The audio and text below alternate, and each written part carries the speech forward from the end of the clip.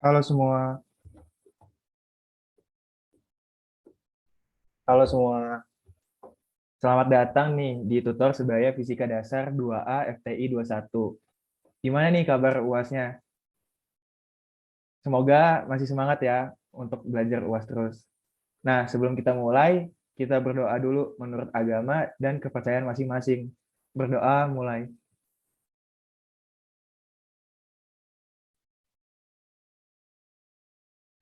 Berdoa dicukupkan. Nah, sebelum kita mulai, jika kalian ada yang pengen ngasih apresiasi ke tutor, bisa langsung scan nih di barcode di bawah ini. Atau ke link tree yang ada di PPT ini. Dan kalau nanti kalian ada yang pengen ditanyain, langsung aja ya lewat chat, dan harus chat to everyone. Jangan chat ke tutornya karena nggak bakalan dibalas. Oke, langsung aja kita mulai. Silakan untuk tutor memulai tutor.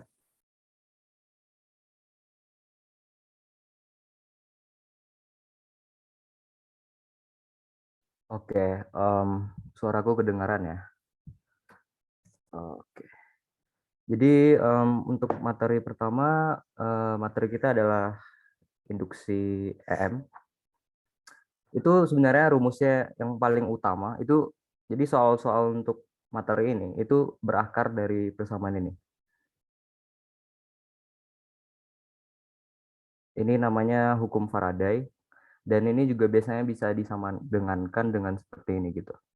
Nah, jadi ada beberapa tipe soal dan semuanya itu berakar dari ini gitu.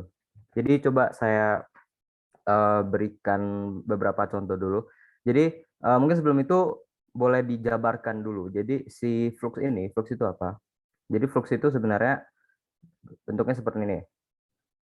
Ya, ini apa? Ini adalah kalau misalkan ada sebuah permukaan kawat gitu, ini kawat, dan arah normal permukaannya itu yang pasti ke sini, ya kan? Oke. Katakanlah ada medan magnet arahnya ke sini. Nah, sudut ini theta. Nah, flux magnet itu bisa dihitung dengan persamaan ini. Nah, jadi kalau kita lihat perubahan flux terhadap waktu, itu bisa tiga yang berubah. Ya, kalau kita substitusikan ke dalam. Itu bisa tiga yang berubah. Yang pertama yang bisa berubah adalah B ya. Yang lain tetap, atau bisa permukaan ya, lus permukaan yang berubah, ataupun tetanya yang berubah. Jadi ada tiga. Dan sebenarnya ada penjabarannya lagi. Si B itu kan sebenarnya terdiri dari I lagi. B itu kalau dalam kumparan, itu begini kalau nggak salah rumusnya. Nah, sorry, ini ada N ya. Ini ada N. Jadi N itu jumlah lilitan.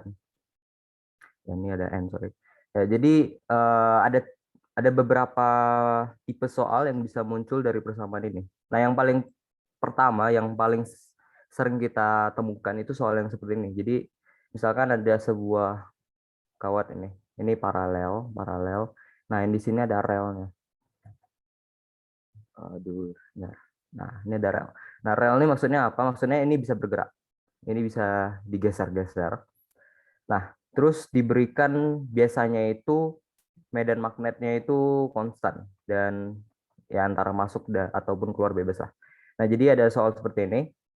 Biasanya ditarik dengan gaya F dan yang ditanya bisa bisa aja GGL induksinya atau arusnya berapa.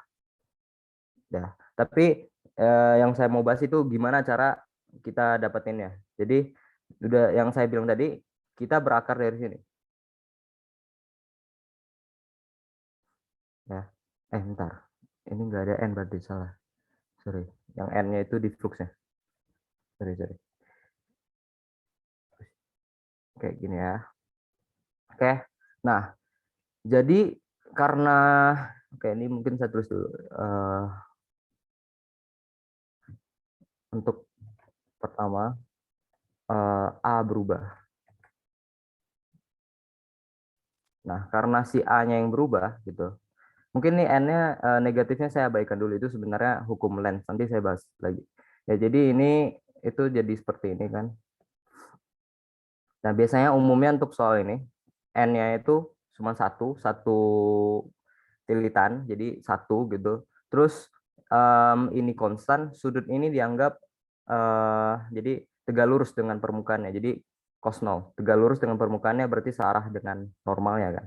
Jadi ini A-nya misalkan, nah B-nya ke situ. Nah, anggaplah 0 aja, nggak usah 180 ya. 0 aja biar gampang. Nah, jadi ini nilainya biasanya 1. Ya. Kalau misalnya ada soal-soal yang N-nya bukan 1, ya udah ikutin aja. Oke, nah jadi di sini yang berubah cuma A, jadi B-nya boleh keluar. Cos, ini saya 0 aja ya. DADT, jadi GGL-nya menjadi B DADT. Nah, terus DADT ini bisa dijabarkan lagi karena apa? Luas itu adalah panjang kali lebar kalau persegi panjang. Di sini lebarnya itu konstan L, dia nggak berubah. Yang berubah itu panjangnya, dia ini kan bergeser ke sana. Makanya nanti semakin luas. Jadi yang berubah itu sebenarnya X-nya. Jadi ini boleh diubah lagi jadi seperti ini gitu. Nah, dx dt, dan dx dt itu adalah kecepatannya, kecepatan si apa nih namanya, si kawat ini bergerak. Jadi kecepatannya berapa. Jadi kita punya persamaan ya. Kita punya persamaan, ini saya geser aja.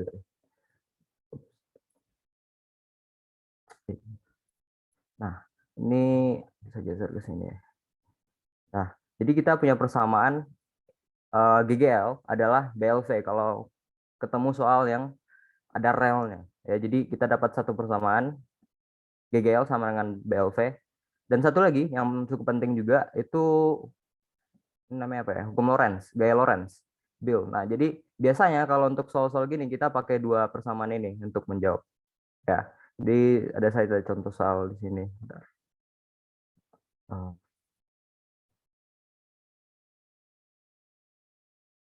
Oke. Nah, ini ada contoh soalnya. Oke, jadi kita lihat di sini ini ada sebuah kawat gitu, kawat-kawat. Terus di sini ada relnya, ini bisa bergerak. Berarti kita pakai persamaan ini gitu. Dan F itu Bill. Dua persamaan ini. Coba kita lihat, yang ditanya adalah F, gaya. Gaya ya, yang ditanya gaya berarti gaya itu Bill. Kita coba lihat di soalnya udah ada magnet 1,2 Tesla. Arusnya belum ada dan panjang ya, L-nya 1,5. Nah, 1,5. Berarti kita cukup mencari I-nya berapa. Nanti bisa dapetin F-nya. Nah, I-nya itu bisa dapat dari kita cari dulu GGL-nya. Ya, kenapa? Karena I itu dengan hubungan hukum Ohm gitu. Sorry, hukum Ohm pakai ini aja. Nah, kita bisa I itu dari E per R gitu, GGL dibagi R. Jadi kita bisa cari GGL-nya dulu. GGL-nya itu BLV, B-nya 1,2, panjangnya 1,5, kecepatannya 2. Nah, dapatlah 3,6. Ibu kedengeran. Ya, kenapa? Ya, jadi ini 3,6 dibagi dengan resistornya itu 7,9. Nah, itu adalah arusnya, ntar dimasukin ke sini dapatlah gayanya. Jadi ya seperti yang aku bilang tadi, kita cukup menggunakan dua persamaan ini. Kalau misalkan ada soal-soal yang keren. Nah, biasanya ada soal yang tipe gini juga. Jadi ada top tipe yang dia dalam bidang miring, gitu kan. Nah, terus relnya itu di sini. Nah, kalau yang seperti ini, gayanya itu kan sama dengan Bill. Nah, ini boleh sama dengankan dengan gaya berat yang mg sin theta itu. Di sini tetanya. Nah, kalau ada ketemu soal yang seperti ini, gayanya itu adalah mg sin theta. Oke. Ya. Oke, untuk ini adalah yang pertama ya. Yang pertama adalah si permukaannya yang berubah, si A-nya yang berubah, yang lain tetap. Nah, untuk yang kedua ya, kita bisa mungkin tetanya dulu yang berubah, tetanya berubah. Yang lain tetap ya, B dan A-nya tetap. Nah, untuk soal yang ini itu biasanya bentuknya seperti ini. Jadi ada sebuah kawat, ada kawat seperti ini, kawat persegi panjang, terus diberikan sumbu di sini. Jadi bisa diputar. Di sini diberikan sumbu putarnya. Nah, jadi si kawat ini dia bisa berputar seperti ini. Nanti jadi seperti ini kan. Tuh.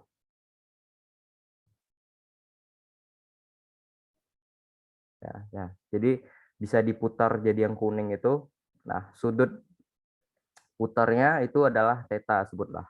Nah, dan diputar dengan kecepatan sudut omega biasanya. Nah, kalau untuk yang seperti ini berarti ya yang berubah kan, bentuknya kan seperti ini ya, rumus persamaan Faraday. Nah, karena yang berubah itu adalah theta, berarti ini MBA, terus D cos theta dt. Nah, tetanya itu sendiri adalah omega t gitu. Ini saya cuma nurunin rumusnya ya. Ini sebenarnya nggak penting kalau di ujian. Nah, ini bakal jadi seperti ini. Nah, jadi kita punya persamaan GGL untuk yang kalau diputar. Ya ini kan luasnya nggak berubah ya. Ini masih tetap persegi panjang. Cuman yang berubah itu adalah sudutnya. Jadi B-nya, sebutlah B-nya selalu konstan ke arah sini misalkan. Nah, jadi yang berubah hanya sudutnya. Nah, kalau misalkan ditanya GGL max, ya kalian buang aja sinnya, jadinya NBA omega. Jadi kalau misalkan N-nya 2000, B-nya 1,2, A-nya 0,1, omega-nya 200, ya udah sekian. Oke, nah itu adalah kalau tetanya yang berubah. Untuk tipe ketiga adalah ya itu si medan magnetnya yang berubah. Ya, jadi untuk tipe ketiga, B-nya yang berubah. Nah, untuk B-nya yang berubah berarti ya ikutin aja. Karena si ininya bentuknya seperti ini. Gitu. Nah, berarti ini ikutin aja. Cos theta, dB, dt. Nah, biasanya untuk dB, dt, untuk soal yang diberikan bentuk BT-nya. Misalkan BT-nya nih saya ada soal. Nah, misalkan yang ini. Nah, diberikan B sama dengan 1T. Saya bikin persamaan sendiri aja ya, biar lebih menarik. Mungkin 0,2 T kuadrat plus 3T misalkan. Nah, kalau misalkan di soalnya ada diberikan fungsi B terhadap waktu, kalau di sini kan, kalau di sini itu BT-nya sama dengan T gitu. Ya. Nah, intinya kalau ada persamaan medan magnet terhadap waktu, ya udah, berarti ini yang kalian pakai. Nah, berarti kalau untuk yang ini kalian turunkan dB dt-nya, dapatlah 0,4 T plus 3 kan. Nah, udah itu. Itu adalah 0,4 T plus 3-nya gitu. Nah, misalkan ditanya pada saat 5 detik, ya udah substitusi T yang 5. Oke, coba kita selesaikan yang soal yang ini. Oke, berarti kita pakai soal yang ini. NBA, apa tadi? NA cos theta dB dt. Oke, kita lihat. Oke, berarti pertama kita cari dulu luasnya. Luasnya itu kan segitiga, berarti setengah alas tinggi ya. Setengah alasnya 0,2, tingginya 0,4, berarti 0,04 meter persegi. Ada hambatan. Hambatannya segini. Terus medan magnet dengan fungsinya itu sama dengan 1T. Ini 1T kan? Ya, dimana T adalah detik. Oke. Ya, berarti ini karena putarannya cuma satu kali putar, berarti N-nya 1. Berarti kita dapat, dan ini kan tegak lurus ya, benar ada di belakang. Nah,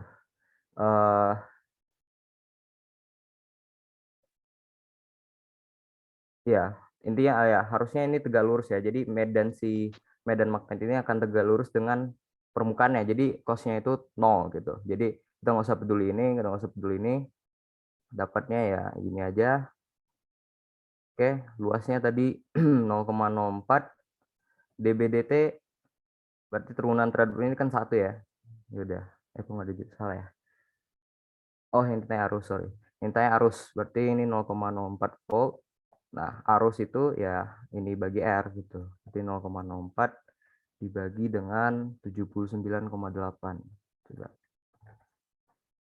0,4 bagi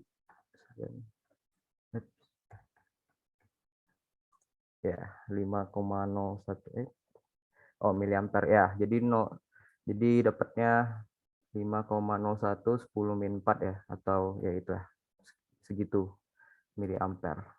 Nah, jadi seperti itu caranya. Jadi dari satu persamaan ini bisa dijabarkan jadi beberapa bentuk soal. Jadi bisa si permukaan yang berubah. Kalau si luas permukaan yang berubah, biasanya itu bentuk soalnya gini. Ya, ada rel, bisa digeser-geser gitu. Nah, kalau untuk yang tetanya berubah, itu biasanya diputar gitu. Si kumparan, bukan ya, kumparannya diputar. Nah, kalau untuk B yang berubah, biasanya soalnya ada ditulis persamaan B terhadap waktu. Oke, maaf itu kenapa N sama cos-nya dicoret ya, sebenarnya bukan dicoret, itu maksud saya nilainya 1 gitu. Mana tadi ya, ini bukan dicoret, sorry.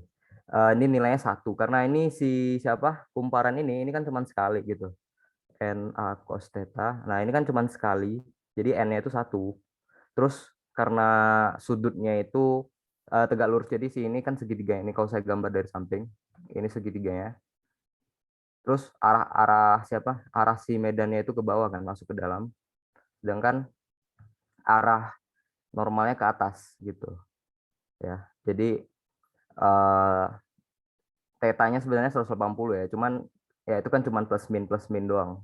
Ini kan nggak ditanya arahnya. Kalau arah ntar kita pakai hukum lens. Jadi arah itu boleh dihitung pisah. Jadi kita hitung nilai aja dulu. Makanya ini saya pakai cosnya 0. Jadi ini juga 1, ini juga 1 ya, jadinya kan ya, ada.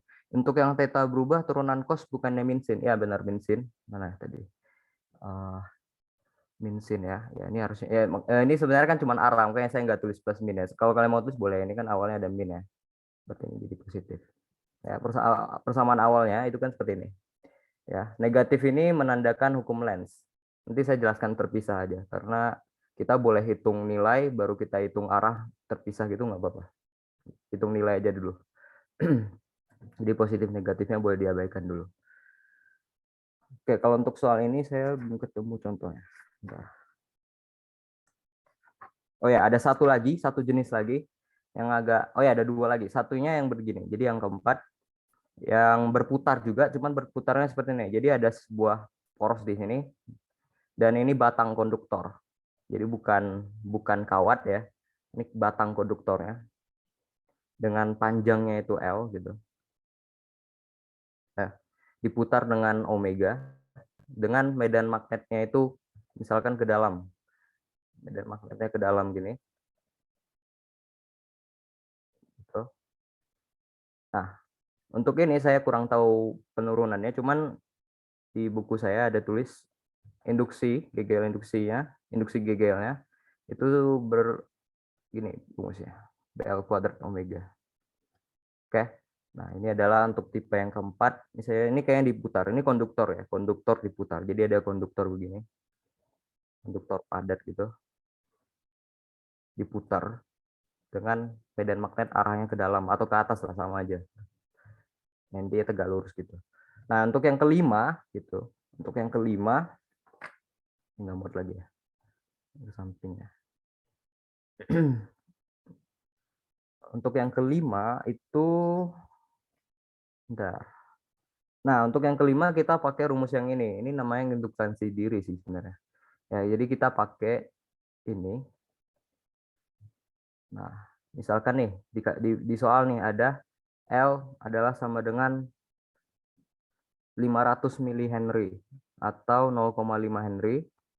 Terus diberikan persamaan arus terhadap waktunya. Nah, jadi kalau diberikan persamaan sesuatu terhadap waktu, berarti kita bisa diturunkan langsung gitu. Nah, ini kan bisa diturunkan ya, bisa dicari DI DT-nya ya 0,04 T kan. Gitu. Jadi kalau di soal ini yang pertama ditanya besar medan magnet di dalam induktor. Oh, oke, bentar. Nah, jadi soalnya itu dia sebuah induktor gitu, kumparan. Terus panjangnya 0,15 pi, induktansi 500 mAh, terus oke itu aja ya. Oh, N-nya 2000. Nah, ya kalau rumus medan magnet untuk si solenoid, ya, solenoid ini namanya solenoid, itu begini persamaannya, IN per L gitu. Nah, jadi kalau ditanya pada saat detik ke 5 ya berarti kita bisa cari dulu I pada saat 5 berapa, atau di sini aja ya. Jadi oke, mungkin kita BT dulu deh. BT adalah mu 0. Nah, I-nya di soal adalah 0,02 T kuadrat plus 0,1 dikali 2000 bagi 0,15 pi.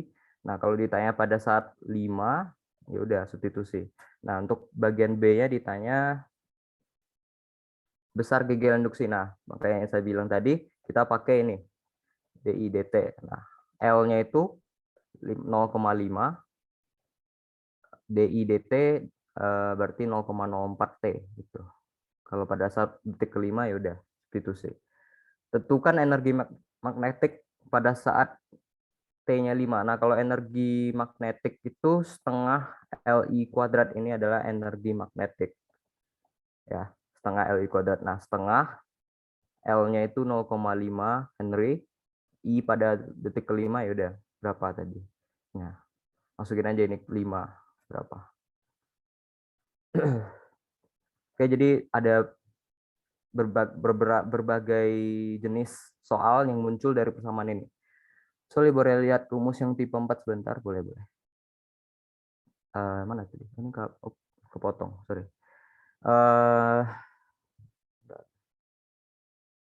Saya tulis ulang aja ya. Di sini aja. Jadi tipe 4 itu bentuknya itu ada sebuah konduktor, terus medan magnet arahnya ke dalam. Rumusnya adalah, saya juga lupa.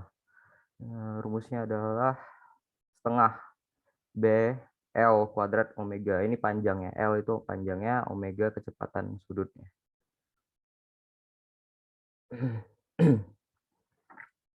Ya, jadi ada beberapa jenis gitu. Ya, terkadang ada juga yang dicampur gitu. Jadi digabungkan ya, karena tadi saya bilang si flux itu kan begini ya. Nah, kadang ada juga soal yang ini ya berubah juga. Contohnya ya, ini saya belum belum di ini sih. Coba ulik, cuman di sini ada contohnya. Saya agak ribet.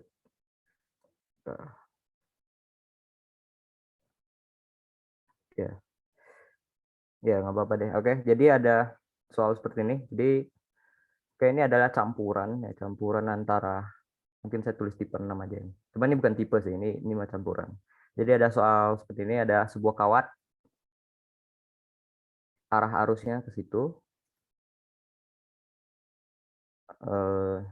Ini X.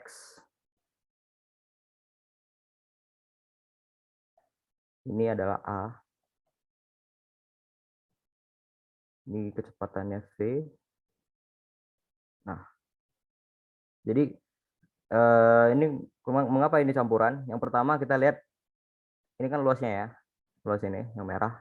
Ini kan kalau ditarik makin luas, berarti ada perubahan luas. Yang kedua, si medan magnetnya juga berubah. Oh, cuma ini pakai kalkulus kayaknya. Nah. Oh ya, ini pakai kalkulus, nggak usah deh. Ini terlalu kompleks, nggak cukup waktunya. Ini saya mau jelaskan yang hukum Lenz dulu, ya, karena hukum Lenz juga penting. Itu hukum Lenz yang tadi saya bilang untuk menentukan arah. Oke, bentar, ada pertanyaan. Kalau medan magnetnya keluar tuh ngaruh ke persamaan ya? Ya, bentar. Maksudnya arahnya.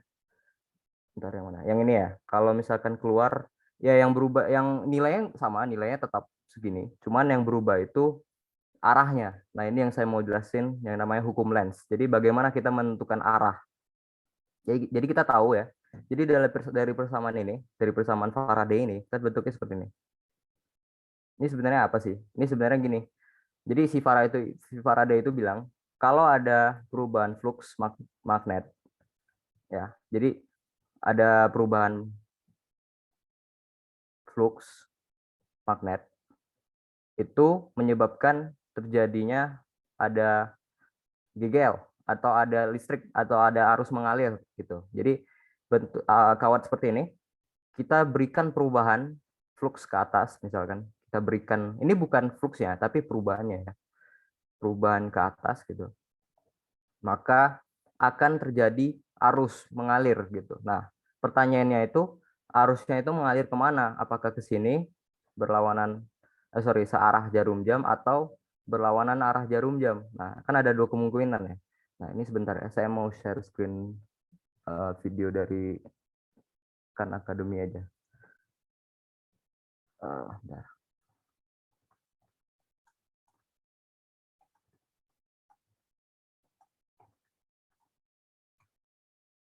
Oke, jadi ini udah kelihatan ya. Nah, jadi kita lihat di sini.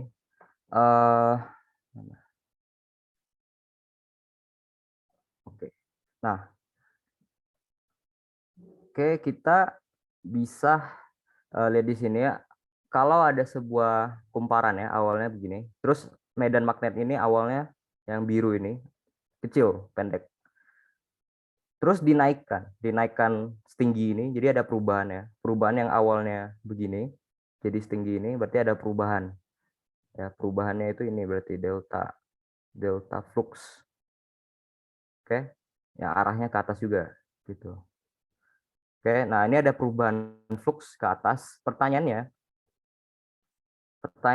itu gitu, fluxnya naik. Nah, pertanyaannya arusnya itu kemana? Apakah ini arus yang oranye ya? Apakah seperti ini putarnya atau seperti ini? Nah, pertanyaan ini bisa dijawab dengan kita pertama lihat dulu medan magnet yang diinduksi oleh oranye ini arahnya kemana. Nah, jadi kita pakai ini namanya apa ya? Aturan ibu jari ya. Nah, jadi kalau kita pakai aturan ibu jari, gambarnya seperti ini kira-kira. Nah, kalau kita pakai yang bawah,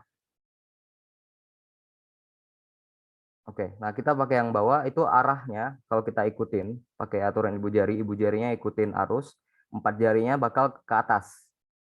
Oranye ini adalah medan oleh ini tulisan saya. Medan oleh arus induksi.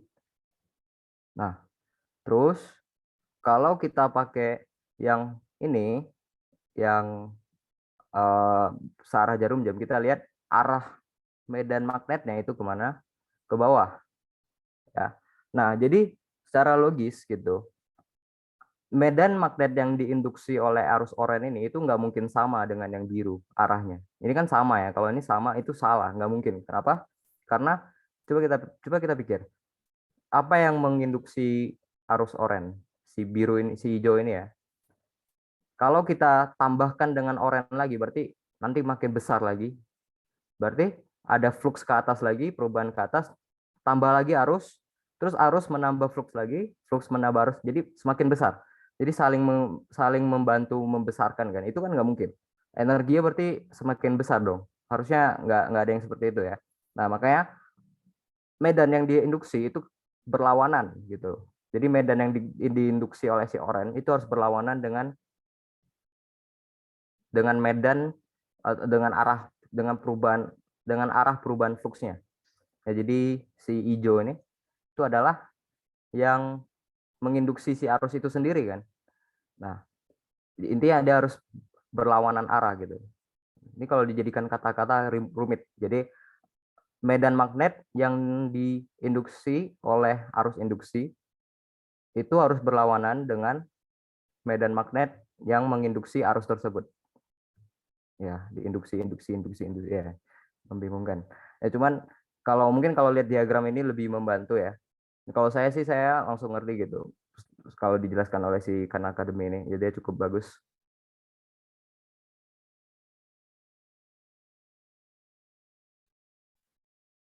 Jadi seperti itu. Itu adalah hukum Lenz. Kita lihat di sini. Nah, oke, sebentar. Suara saya masih terdengar jelas atau putus-putus? Oke, masih aman ya? Oke, kedengaran. Oke. Nah, jadi kalau kita praktis untuk soal ini, kita mau nentuin apakah si segitiga ini, gitu, arusnya apakah begini atau begini. Oke, saya gambar di sini ya. Atau begini. Atau begini. Nah, berarti pertama kita lihat dulu ya arahnya itu ya, B1T berarti 1T. Semakin lama apakah semakin membesar atau semakin mengecil? Harusnya semakin membesar ya. Untuk detik pertama detik 0 0, detik pertama 1, detik kedua 2. Berarti ini kan semakin naik.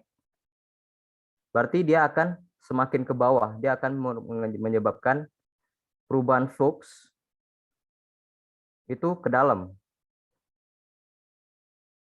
Nah, berarti kita mau arus ya, arus yang menghasilkan medan yang ke atas. Yang mana yang ke atas? Yang ini ya. Coba kita kalian pakai apa namanya aturan ibu jari itu. Saya nggak bisa gambar sih. Sebutlah ini ibu jari kalian. Terus kayak gitu. Ya, jadi 4 jarinya harusnya ke atas. Nah, ini yang ke atas. Sedangkan ini kan ke bawah kalau kalian pakai aturan ibu jari. Ini 4 jarinya ke bawah. Nah, kita nggak mau yang sarah. Ini kan ke dalam ya. Ini ke dalam juga. Ini juga ke dalam. Ini sedangkan yang ini ke atas. Nah, kita nggak mau yang sama. Berarti arahnya adalah apa namanya? Ini namanya apa? Berlawanan jarum jam berarti. Ya, jadi arusnya besarnya, arusnya tadi ya arusnya 0,501 miliampere dengan arah berlawanan jarum jam gitu. Oke, jadi itu adalah hukum Lenz. Oke, kalau ada pertanyaan langsung aja ya. Oke, sebentar.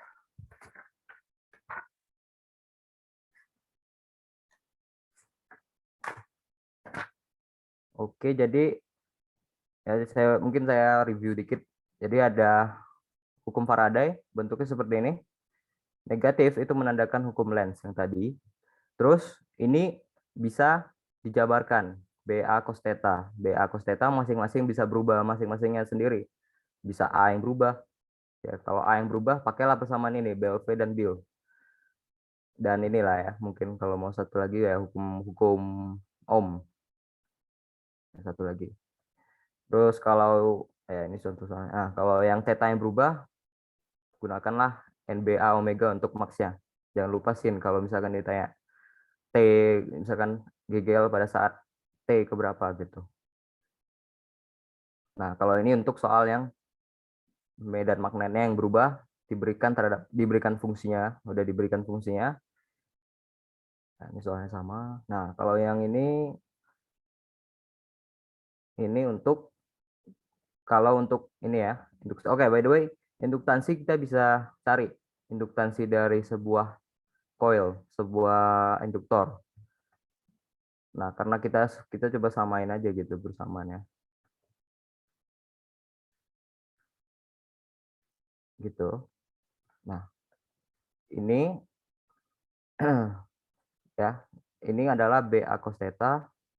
B-nya sendiri adalah mino I N per L gitu. Jadi kita dapat ini boleh dikeluarkan A-nya cos theta-nya. Ya. Jadinya dB dt. Nah, B-nya sendiri itu adalah ini coret ya. B-nya sendiri ini cos-nya saya coret aja juga ya. Anggaplah ini langsung apa searah aja. Terus B-nya sendiri adalah itu berarti yang konstan adalah ini, yang berbeda adalah ini. Nah, jadi kita dapat persamaan seperti ini kan. Nah, berarti induktor gitu. Ini kalau saya rapikan. Nah, induktor itu nilainya ini, induktansi. Induktansi nilainya itu seperti ini. N kuadrat A mu 0 per L. Benar ya? Ya, benar. Jadi dia nggak ada hubungan dengan arus, nggak ada hubungan dengan GGL. Maaf, bisa diulang paling nggak intinya. Oke, boleh. Jadi ya, jadi ini persamaan ini bisa dibagi 3. Ada 3 gitu. Nah, bisa ini yang berubah. Kalau ini yang berubah, pakailah persamaan ini. Kalau theta yang berubah, pakailah persamaan ini. Gitu. Kalau apa yang berubah terakhir? B yang berubah. Mana B? Nah, B yang berubah, medan yang berubah, pakailah persamaan ini. Ini. Nah, yang ini. Gitu. Jadi masing-masing jenis soal ada masing-masing persamaannya, nggak selalu sama. Ya, terus yang terakhir induktor itu persamaannya ini ya. Jadi kalau kita bisa menghitung induktansi, sorry, kita bisa menghitung nilai induktansi. Oke, ini saya mau lanjut ke RLC. Rangkaian RLC ada pertanyaan dulu nggak sampai sini?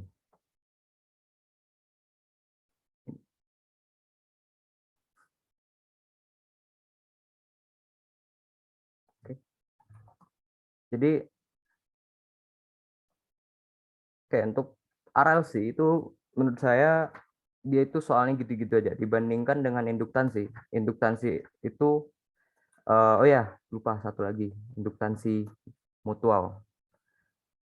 Induktansi mutual itu adalah mereka saling menginduksi. Jadi contohnya ya, sorry, terakhir ya. Jadi ada coil yang pertama begini, terus ada coil yang kedua. Nah, misalkan ini dialiri listrik yang ini. Gimana sih? Nah, misalkan ini gini ya. Misalkan ini dialiri listrik AC lah. Oke. Nah, ini si coil yang ini dia bisa menginduksi coil yang ini. Oke, dengan persamaannya gitu. Mereka namanya saling menginduksi ya, mutual induktansi bersama, mutual induksi. Dengan persamaan ya sebenarnya itu persamaannya itu dari sini gitu. Terus karena mereka saling menginduksi jadinya ada nilai induktansi bersamanya itu sama dengan N2 12 I1. N2 adalah ini ya, lilitan si keduanya. Ini saya kurang tahu ini apa nih. Oh, perubahan flux. Ya, perubahan flux bersama gitu. Karena sama-sama mereka berubahnya bersama. Ya. Ini juga sama dengan N1 per I2 21 gitu. Ya, dan GGL-nya adalah I2 sama dengan M I2 DI1 per DT. Nah, ini induktansi. Jadi kalian cari dulu ini berapa, terus bisa dicari GGL. Oke, ada pertanyaan.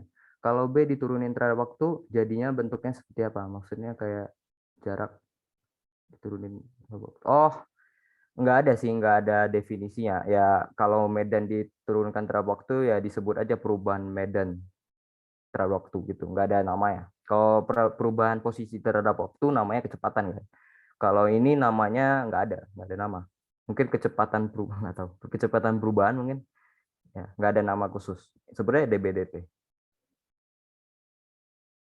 Maaf, tadi M12 itu apa? Oke, M12 itu nilai induktansi bersama. Jadi mereka itu ada dua coil. Jadi misalkan ini coil yang pertama nih, ini coil yang kedua. Misalkan kita sebutlah coil yang kedua itu kita tempelin sebuah lampu gitu. Nah, padahal yang dialiri listrik itu ini, tapi ini menyala gitu. Kenapa? Karena ada induktansi bersama. Ini menginduktansi ini. Si ini menginduksi yang ini, jadinya ini jadi ada arus. Terus karena ini ada arus, ini juga menginduksi balik gitu. Oke. Jadi saling menginduksi bla bla bla. Nah, inilah nilai induktansi bersama. Boleh tolong jelaskan yang soal segitiga arahnya, boleh? Boleh. Ya, jadi ya kita ikutin hukum Lenz. Jadi hukum Lenz itu sebenarnya kalau kita mau nentuin arahnya ada dua tahap. Yang pertama, tentukan dulu perubahannya. Tentukan arah ini ya dulu, perubahan fluxnya.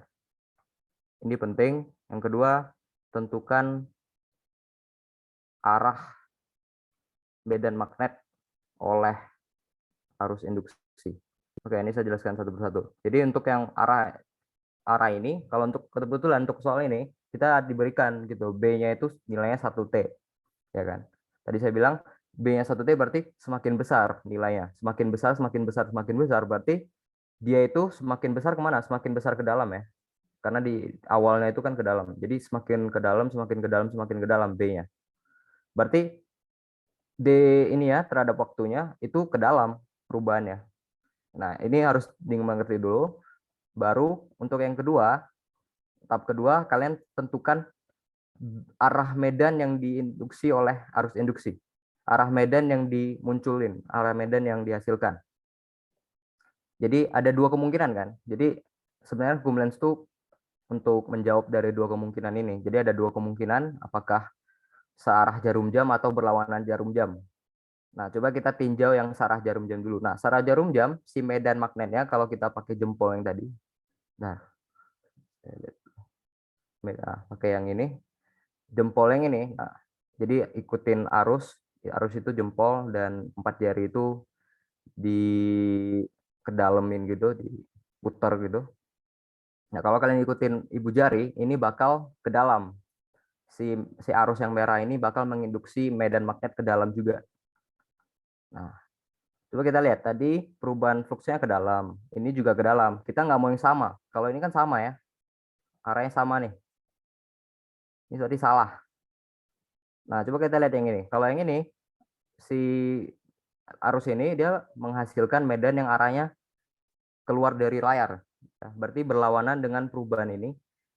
Berarti ini benar. Dia harus berlawanan intinya. Berlawanan dengan arah perubahan fluksnya. Oke, berarti kalau misalkan B 1/T, maka medannya semakin kecil. Benar, ya, itu betul. Betul, betul. Jadi kalau B-nya seperti, berarti kan semakin mengecil ya. Berarti perubahannya itu ke keluar. Maka yang benar adalah yang ini, Sarah. Maaf, tadi apakah flux dapat mempengaruhi arah arus? Oke. Ya, flux perubahan arahnya, arah perubahan fluxnya yang mempengaruhi arah arus. Kalau nilainya palingan mempengaruhi besar arusnya aja. Ya, jadi apa namanya? Ya, jadi arah flux yang menentukan arah arus. Gitu. Oke. Ya, ini memang agak kompleks sih. Ini namanya hukum Lenz. Kalau kalian mau cari-cari tahu, ini sih si Khan Academy dia jelasinnya bagus. Ini saya share linknya aja. Oke, nah, itu buat hukum Lenz. Oke, hukum Lenz itu adalah komplementer dari hukum Faraday. Apa temannya gitu lah. Ada lagi untuk yang apa? Untuk yang apa nih namanya? Induksi. Mau next ke ini nih RLC. Ada lagi nggak?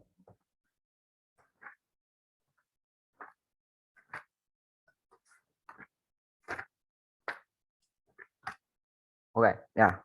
Ya, jadi next kita ke rangkaian RLC. Jadi yang pertama, ya RLC itu bisa dua macam sih. Bisa dia itu seri ataupun dia paralel. Nah, seri berarti begini ya.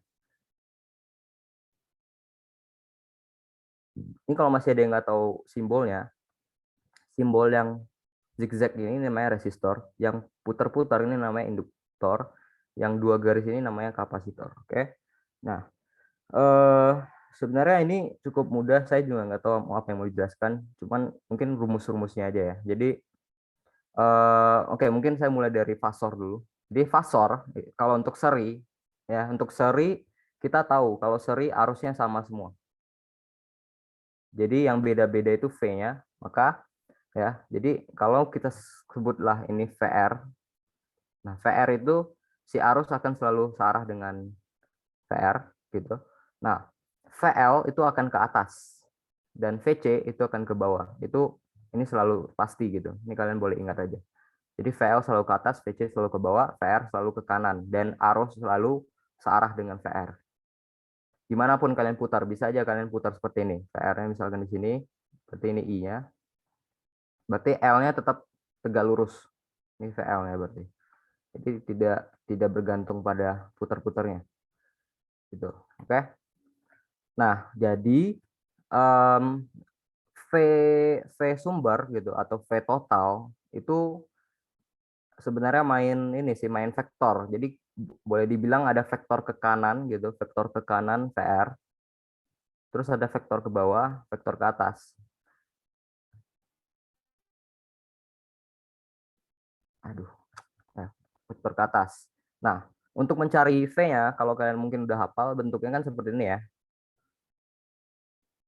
Nah, ini sebenarnya kenapa gini? Ini karena yang di sumbu Y itu ada VL dan VC. Jadi kita lihat VL dan VC, ini kita cari dulu resultan di Y-nya. Karena mereka berlawanan arah, makanya dikurang. Kalau dikurang, nanti jadinya di sini gitu. Karena kalau di sini kan saya gambarnya VL-nya lebih besar ya. Berarti ini VL kurang VC-nya yang hijau ini. Nah, terus dipitagoraskan antara si hijau dengan VR. Pitagoras gitu. Pitagoras. Nah, ini adalah VS-nya.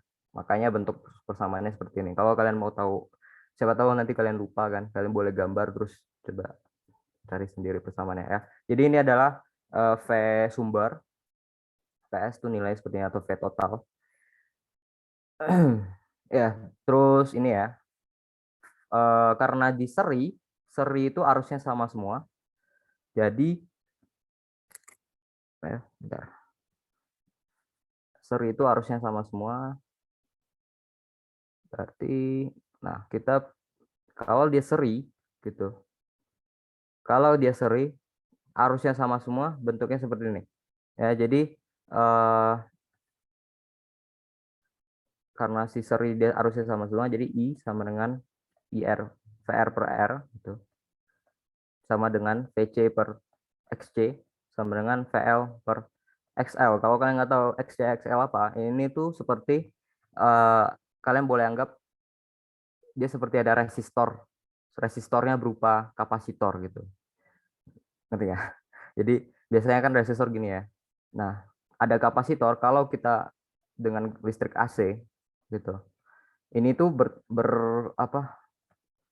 bersifat resistor juga gitu. Dengan nilai resistansinya itu omega C kalau kapasitor, kalau induktor omega L.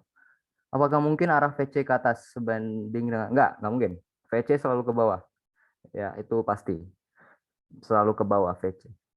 Ya, karena nggak ada karena ya memang kayak gitu sih. Ada sih ada karena cuman panjang ceritanya. Kenapa VL nggak harus lebih besar VL.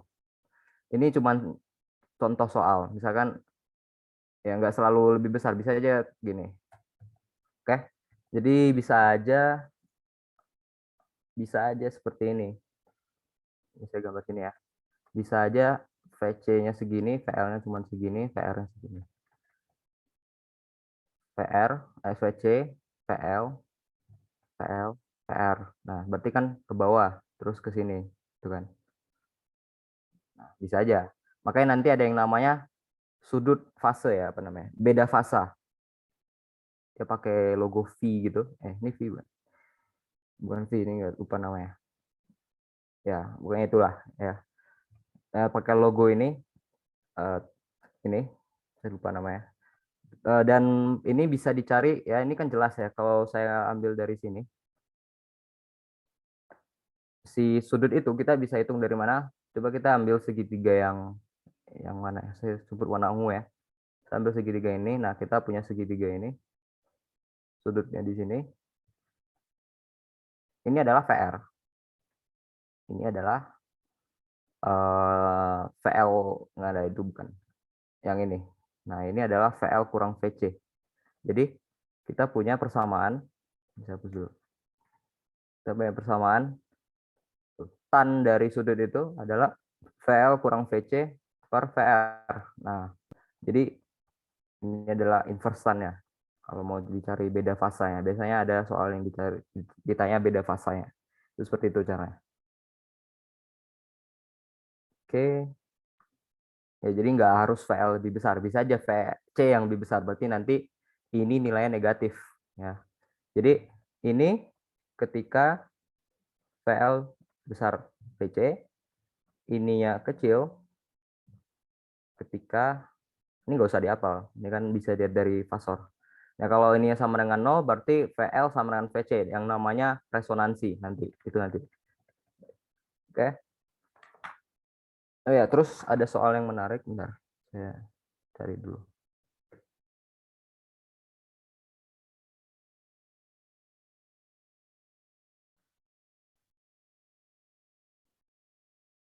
Oke. Oke, nggak usah. Ya, jadi oke. Ya, jadi ada kadang mungkin ditanya dayanya gitu. Ya, daya dari rangkaian RLC. Transformator masuk BAM 6 tuh 7. Nggak tahu ya. Saya nggak tahu kalau itu. Bentar. Oke, jadi kalau misalkan ada RLC seperti ini, kadang bisa ditanya itu yang ditanya itu ini ya, daya. Nah, daya itu kalian harus cari dengan V. Biasanya kan daya itu kalau di DC seperti ini ya, PI, udah selesai. Kalau di sini kalian harus pakai yang efektif, I efektif dan dikali dengan cos theta. Dengan cos theta itu nggak usah bingung, cos theta itu adalah R per Z. Ini bentar, ini kalau untuk resonansi ya. Iya, ini untuk resonansi. Resonansi artinya, saya ada pertanyaan dulu. Apakah frekuensi dapat mempengaruhi impedansi? Apabila iya, berpengaruh. Pengaruh dong. Karena coba kita lihat persamaan impedansi. Saya lupa. Ini kebelit-belit. Tadi, oke, saya tulis persamaannya dulu ya. Jadi ada persamaan yang tadi saya bilang seperti ini bentuknya. Ya kan? Nah, karena saya bilang kalau di rangkaian seri arusnya sama semua, ini kita boleh bagi dengan I semua. Nah, V bagi I itu Z, impedansi namanya. Dan VR dibagi I itu R, gitu. VL, nah ini XL, dan ini XC. Nah, XL itu kan omega L kan? Dan ini adalah per omega C. Nah, omega ini kan dalamnya ada frekuensi. Ada ini, nah makanya pengaruh dong. Ya kalau tergantung lah F-nya berapa, dapatlah impedansinya sekian. Jadi tergantung pada F. Kalau ditanya seberapa pengaruh ya, nggak tahu gimana jawabnya. Pengaruh aja sih. Oke, ya. Jadi itu kalau untuk impedansi.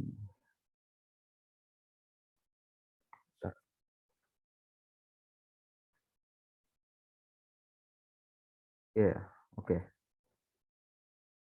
Ya, jadi ini adalah daya. Bentar, saya cek dulu ya. Bentar, sebentar.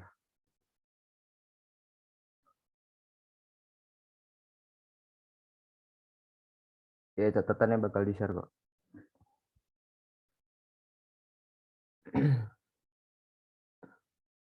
Ini saya cek soalnya dulu. Ntar ada soal yang daya tadi.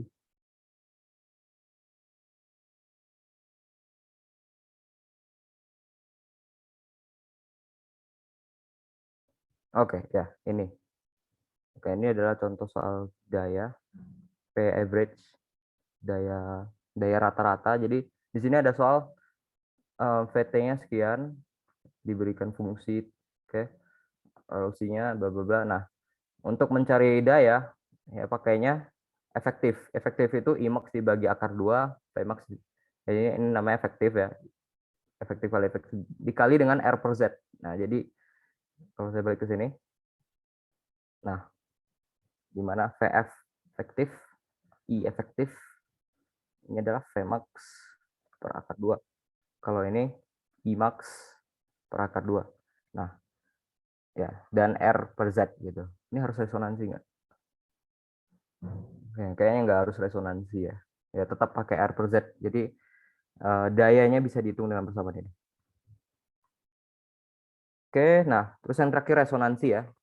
Yang resonansi itu apa? Resonansi itu ketika nilai XL itu sama dengan XC. Jadi kalau kita lihat tadi grafik pasornya, PR kan ke sini. Ini VI, sorry ini I-nya. Kalau ininya sama, kebetulan VL, ini juga sama, VC, berarti mereka bakal hilang kan? Ini saling mengcancel gitu. Berarti cuma arahnya ke situ. Nah itu namanya resonansi. Ini terjadi ketika omega L sama dengan per omega C. Omega-nya saya kali ke situ. Nah ini terjadi ketika frekuensi sudut itu adalah akar dari per LC. Ya, kalau ditanya frekuensinya, berarti ini kan 2πf. Ya, frekuensinya ya 1/2pi kali akar per LC gitu. Nah, jadi si resonansi itu terjadi ketika ini, ya, ketika frekuensi bernilai ini. Itu namanya resonansi, dan resonansi itu menariknya Z-nya itu otomatis sama dengan R doang. Karena Z itu kan persamaannya seperti ini. Sorry, XL kurang XC kuadrat. Nah, karena ini sama 0 kan. Jadi akar R kuadrat doang. Nah, ini adalah menariknya. Oke.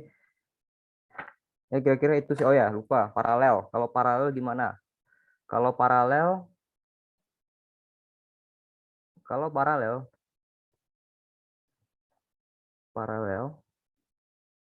ini AC, resistor, induktor, kapasitor. Kalau paralel berarti V-nya sama. V sama dengan VR sama dengan VL sama dengan VC. Nah, yang berbeda itu I-nya. Jadi kalau di diagram fasor itu kebalik dia. Jadi ini IR ya. Saya cek dulu benar nggak ya? Nah, ya harusnya benar lah ya. Jadi ini IR, ini V sumbernya. Nah, terus ini kebalik, IL-nya ke bawah, IC-nya yang ke atas. Tadi kan VL ke atas ya, VC ke bawah. Nah, ini kebalik kalau ini. Kalau untuk apa namanya? Paralel. Gini diagram fasornya. Berarti kenapa kebalik? Oke, ini pertanyaannya bagus. Saya juga agak lupa ya kenapa. Kenapa ya? Nah, saya pikir dulu.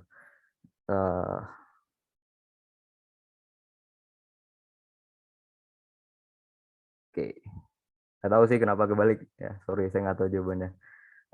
Ya, jadi kalau di paralel tuh fasor dia pakai I gitu, dia nggak pakai V.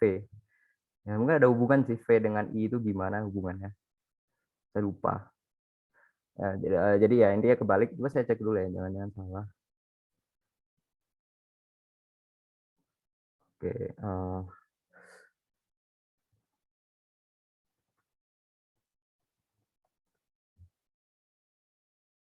oke, ya. Nah, IL-nya ke bawah, IC-nya ke atas. Nah, yang lebih bagus. Tuh, ini untuk yang paralel. Tapi kalau ditanya kenapa kebalik, saya nggak tahu jawabannya. Ya, tapi kalau di sini persamaannya otomatis yang dicari bukan VS, tapi IS-nya. IS adalah akar dari IR kuadrat plus IL minus IC kuadrat. Nah, ini juga nggak harus IL yang lebih besar ya. Ini cuma yang saya gambar. Boleh gini juga. Tergantung nilai C dan L-nya sih berapa. Karena ini mempengaruhi XC, ini mempengaruhi XL gitu. Oke, coba lihat ada apa lagi.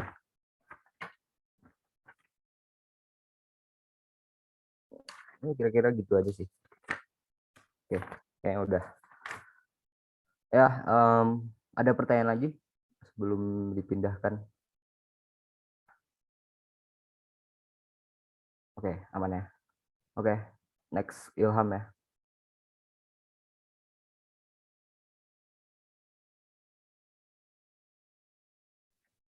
Ini langsung dimulai ya. Yuk, langsung aja. Oke, share dulu. Oke, ini udah.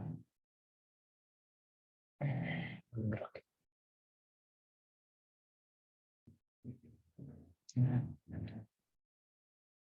Sini, udah. Sini. Oke, nah kalau gue sekarang bahas tentang segala-gala tentang elektromagnetik. Jadi gini, kalau kita lagi bahas tentang elektromagnet, kita tuh bakal ketemu 4 persamaan yang mengatur interaksinya. Yang pertama tuh ada ini hukum Gauss buat listrik. Bunyinya E.dA sama dengan Q enclosed dibagi E0. Ini dari bab yang awal banget itulah. Jadi intinya kalau kita punya sebuah permukaan Gauss, ini anggap permukaan 3 dimensi gitu ya, yang tertutup, itu kita bisa sebut, ini ada permukaan tertutup, itu kita bisa anggap sebagai permukaan Gauss. Nah, kalau di dalamnya ada muatan gitu ya, nah total muatannya ini itu sama dengan Q enclosed. Dan kalau kita hitung nih, flux yang terhadap permukaannya di sini, flux listriknya, itu sama dengan besarnya ini, Q enclosed dibagi E0. Nah, ini kan buat listrik. Sekarang kalau buat yang magnet, itu mirip-mirip nih. B dot DA. Nah, kalau yang ini sama dengan 0. Kenapa? Soalnya kalau misal kita bikin sebuah permukaan, ini anggap kayak permukaan 3 dimensi gitu ya. Terus di dalamnya ada magnet. Nah, magnet itu kita nggak pernah nemuin dia dalam bentuk istilahnya tuh monopol atau satu kutub, tapi kita selalu nemuin dia tuh dalam 2 kutub. Jadi kalau ada utara, pasti ada selatan. Jadi kalau kita bandingin, ini kan mungkin bisa negatif doang atau positif doang. Kalau listrik gitu ya, kalau magnet tuh nggak bisa, dia tuh selalu positif dan selalu utara dan selatan. Jadi kalau ditotalin, dia tuh sama dengan 0. Makanya ya kita bisa bilang muatan magnetnya gitu dalam tanda kutip itu sama dengan 0. Nah, kedua lagi itu hukum-hukum tentang induksi. Yang pertama tuh induksi Faraday. Ini tuh sama kayak yang dibahas di bab sebelumnya, tapi bentuknya agak lebih beda ya. Kalau ini E.ds sama dengan min perubahan dari flux magnet terhadap waktu. Kalau di bab sebelumnya yang induksi itu tuh kita lebih familiar E.ds itu sebagai ini nih GGL. Ini kalau kita interpretasikan tuh intinya gini. Kalau ada perubahan flux magnet terhadap sebuah loop gitu ya. Flux ya. Terus ini ada medan magnet gitu. Kalau flux magnet di sini itu berubah, dia itu bakal menghasilkan ini nih, medan listrik gitu di sekitarnya. Dan kalau medan listrik di loop-nya ini dikali ds dan diintegralkan, besarnya sama dengan perubahannya. Nah, sedangkan kalau ini Faraday ya. Oke, nah sedangkan kalau buat yang magnet, dia tuh gini. Integral B dot ds sama dengan mu0 dikali I enclosed, ini I itu arus, enggak, aku gedein. I enclosed ditambah mu0 dikali E0 dikali ini nih, perubahan flux listrik. Jadi kayak dia kebalikan dari yang atasnya, perubahan flux listrik per waktu. Oke, nah ini tuh mungkin kita familiarnya dari hukum ini nih, si Ampere. Sedangkan kalau ini dari si Maxwell. Kalau ini tuh interpretasinya bisa gini. Jadi kalau ada ini medan magnet tuh kita bisa induksikan dari 2 hal. Yang pertama tuh adanya arus, sama yang kedua itu perubahan perubahan dari flux listrik. Gitu. Nah, oke. Terus, nah kan tadi kita lihat ya, perubahan flux listrik bisa menginduksikan magnet. Terus perubahan flux magnet bisa menginduksikan medan listrik. Nah, ini tuh bisa saling bekerja sama gitu ya, sehingga memungkinkan yang namanya gelombang elektromagnetik. Gelombang elektromagnetik itu gelombang yang intinya isinya itu ada pertama ini medan magnet sama medan listrik. Medan listrik dan medan magnet. Nah, kalau kita lihat dari gambarnya ya, ini tuh secara ya sifat-sifatnya bisa kita deskripsiin pertama gini. Keduanya itu antara medan magnet sama medan listriknya saling tegak lurus. Terus yang kedua, kalau kita lihat lagi, itu arah dari gelombangnya itu, yang ke sini, itu sama dengan ini. Arah dari gelombang, itu sama dengan arah dari ini. Arah dari vektor medan E di cross sama vektor medan B. Gitu. Terus yang ketiga, kalau kita lihat, ini tuh selalu sefasa. Jadi kalau E-nya 0, B-nya 0. Kalau E-nya maksimum, B-nya maksimum. Terus segitunya. Kalau E-nya minimum, B-nya minimum. Oke, E dan B sefasa. Nah, dari sini, itu tuh kita bisa ini nih, bikin, karena dia gelombang, kita bisa bikin fungsi sinusoidal. Jadi kalau E itu bisa kita tulis sebagai E maksimum dikali sin. Karena dia gelombang, kalau misal dia ke arah X positif, itu tuh berarti kan gini ya, Kx min omega T. Ditambah suatu fasa gitu lah ya. Nah, karena E dan B itu selalu sefasa, berarti kalau buat B-nya, kita dapat ini sin-nya tuh bentuknya sama, Kx min omega T plus suatu fasa, bedanya cuma di ini. Kalau ini itu amplitudo medan listrik, kalau buat magnet ya amplitudo medan magnet. Nah, dari sini-sini nih, kalau kayak ditinjau secara lebih dalam gitu ya, gue juga nggak terlalu paham-paham banget, kita bisa dapat ini nih. Yang pertama, perbandingan antara medan listrik dan medan magnetnya. Medan listrik maksimum dibagi medan magnet maksimum itu besarnya sama dengan C. Nah, ini tuh tapi nggak cuma buat yang maksimum, tapi nilai-nilai pas dia misal di titik sini nih, kayak di sini dan di sininya, itu punya perbandingan yang sama juga. Jadi sama aja E dibagi B. Atau nanti kalau misal E-nya apa? E rata-rata gitu, ERMS, juga ini BRMS gitu. Pokoknya semua perbandingan E dan B yang sama gitu, itu sama dengan C. Terus yang kedua itu, yang penting juga, bahwa besar C itu sama dengan 1 per akar U0 dikali E0. Gitu. Nah, kan dia itu gelombang gitu ya. Dan gelombang itu kita tahu selalu menghantarkan yang namanya energi. Nah, gimana kalau gelombang elektromagnet? Dia itu cara kita tahu gitu ya, menghantarkan energinya gimana, kemana dan seberapa besar tuh gimana.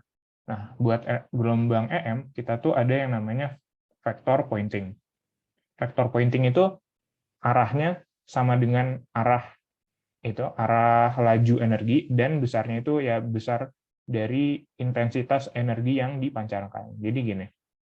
Dan oke, gue tulis dulu, vector pointing itu vektornya adalah E cross B per mu0.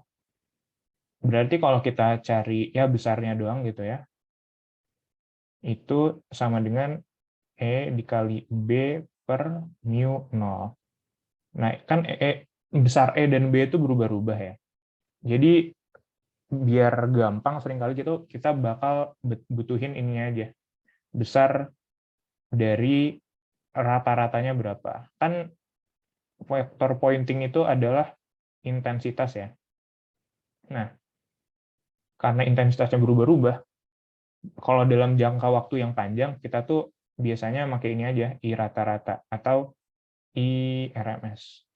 Nah, itu besarnya sama dengan, kita tinggal ganti aja, pakai ERMS sama BRMS per mu0. Nah, ERMS dan BRMS itu hubungan dengan yang lain-lainnya gimana?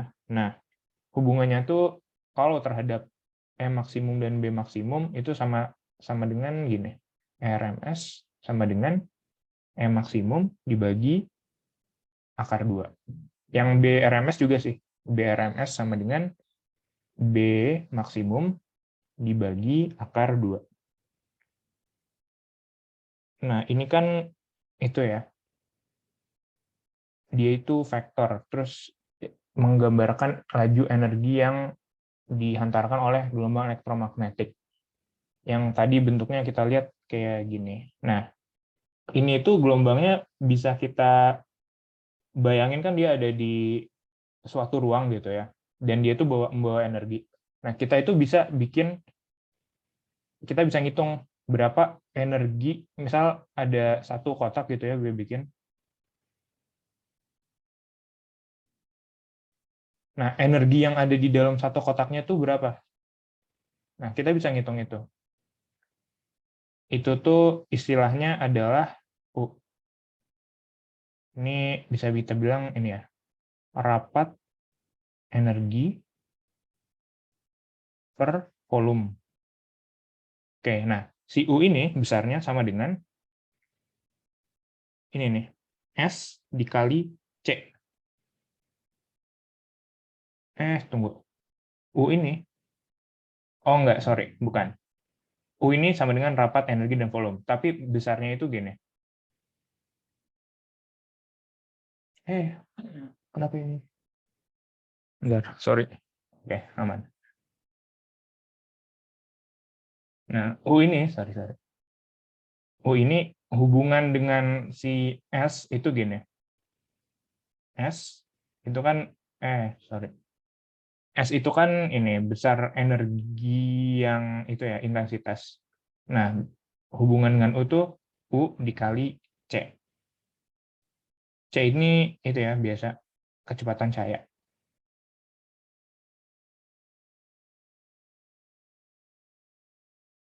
Dan kalau kita telaah gitu ya, U ini kan ini nih, energi di gelombang elektromagnetik. Dan gelombang elektromagnetik itu ada dua, ada magnet sama ada ini nih, ada apa? Ada listrik. Nah, jadi kalau kita telaah lebih lanjut, U itu ada U dari listrik sama U dari magnet. Dan kalau di gelombang elektromagnetik, kita itu tahu bahwa U yang listrik sama dengan U yang magnet. Besarnya tuh selalu sama. Oke, nah dari tadi mungkin kita udah ngomongin berapa laju energi yang dihantarkan berdasarkan ini ya, besar magnet sama besar medan listrik. Nah, di sisi lain, kalau kita tahu daya dan luasnya itu gimana? Kenapa gue bilang gitu? Soalnya I itu, intensitas itu, aslinya gini aja sih, daya per luas. Jadi, seberapa besar energi yang dihantarkan dalam suatu waktu per area. Gitu. Daya itu intinya adalah itu. Nah, seringkali kalau sumber gelombang elektromagnetik, itu dia menghantarkan gelombangnya itu secara isotropis. Jadi istilah isotropis itu maksudnya ke segala arah tuh sama aja. Sehingga itu tuh kita bisa bayangin ada lingkaran atau ada bola di sekitar si sumber titiknya ini. Nah, sehingga si A dalam, kalau ngomongin sumber yang isotropis, luas areanya itu adalah luas area bola. Jadi seringkali soalnya itu ngebahas bahwa ini nih, yang kita perlu adalah Pi per 4 pi r kuadrat. Nah, tapi kita jangan terlalu terpaku juga sih. Kalau misal ntar kita tahu dayanya itu disebarkan nggak secara isotropis, tapi mungkin kayak terhadap misal kotak gitu ya. Ya kita pakai luas area kotak aja. Intinya adalah luas gitu. Oke. Nah, makanya kalau ada sumber yang isotropis, ntar kita juga tahu bahwa intensitasnya itu sebanding sama 1 per R kuadrat. Jadi semakin jauh, dia tuh bakal turun secara kuadrat. Jadi 2 kali lebih jauh, itu 1/4 kali lebih kecil daripada yang lebih dekat gitu. Nah, oke. Yang terakhir yang gue mau bahas itu polarisasi. Jadi kan kalau kita lihat secara apa ya, cahaya yang ada di mana-mana gitu ya, itu tuh biasanya nggak terdiri dari gelombang magnet dan listrik yang cuma misal listriknya naik turun doang dan magnetnya kanan kiri doang. Biasanya tuh nggak gitu. Tapi kumpulan. Jadi kayak ada listriknya yang ke atas, terus ada yang miring, ada yang mungkin ke samping, dan kemana-mana. Kalau kita gambarin dari depan gitu ya, dari mukanya, itu tuh gini, jadi kayak ada yang osilasinya ke atas ke bawah, ada yang misal ke kanan ke kiri, ada yang miring gitu ke kanan, ada yang miring ke kiri, dan seterusnya. Ini tuh cahaya yang kita bakal temuin di mana-mana gitu, dari matahari, dari lampu, dan dari lain-lain. Nah, cahaya ini bisa kita lewatin ke yang namanya polarisator. Fungsinya apa? Nah, polarisator ini bisa nyeleksi gelombang mana, gelombang dengan arah mana yang bakal dilewatin. Jadi, kalau polarisatornya lurus tegak vertikal gini, yang bakal lewat itu cuma medan listrik yang ini, yang tegak lurus dan vertikal. Yang horizontal nih bakal sama sekali diabain aja gitu. Sehingga ntar keluarnya bakal jadi gini nih, oscilasinya cuma ke atas dan ke bawah. Nah, kalau kita bandingin intensitasnya yang masuk dan yang keluar, misalnya yang masuk itu I0 dan yang keluar itu I1, kita bakal dapat bahwa I1 itu besarnya sama dengan setengah dari I0. Nah, yang udah ini kan cahayanya kita bisa bilang sudah terpolarisasi ya. Nah, tapi yang terpolarisasi ini kita bisa lewatin lagi ke polarisator lain yang misal dengan arahnya tuh agak beda gitu. Jadi misal miring dengan sudut theta.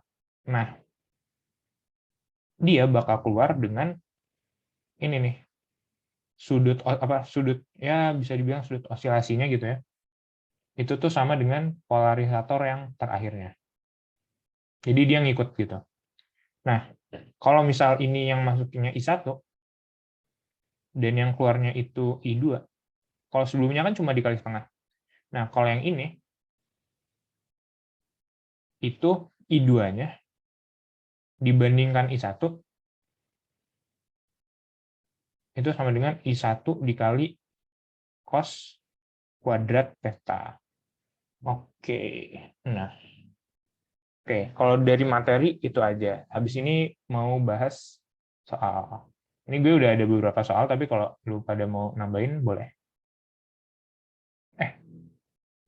Sorry.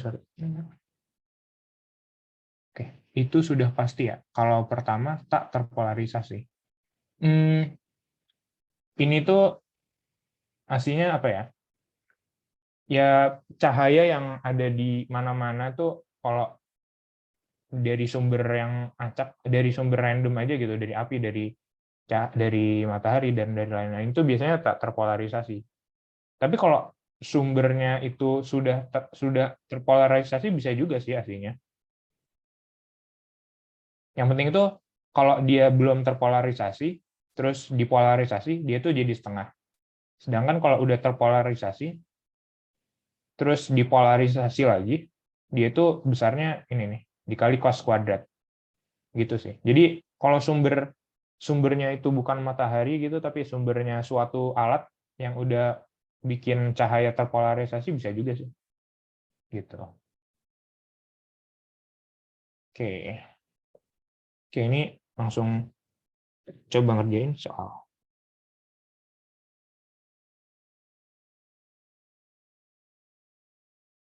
Wow, hapus. Oke.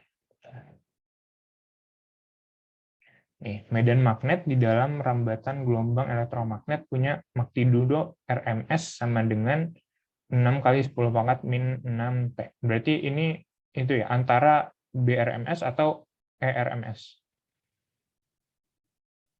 Sama dengan 6 kali 10 pangkat min 6 Tesla. Nah, karena ini Tesla, berarti kita tahu ini tuh kita lagi ngomongin si BRMS-nya. Nah, yang ditanya itu waktu buat menghantarkan energi sebesar 15 kali 10 pangkat min 12 Joule. Berarti T-nya itu berapa, sehingga energi yang dihantarkan itu, misal energi gue tulis W gitu ya, W-nya sama dengan 15 kali 10 pangkat min 12 Joule.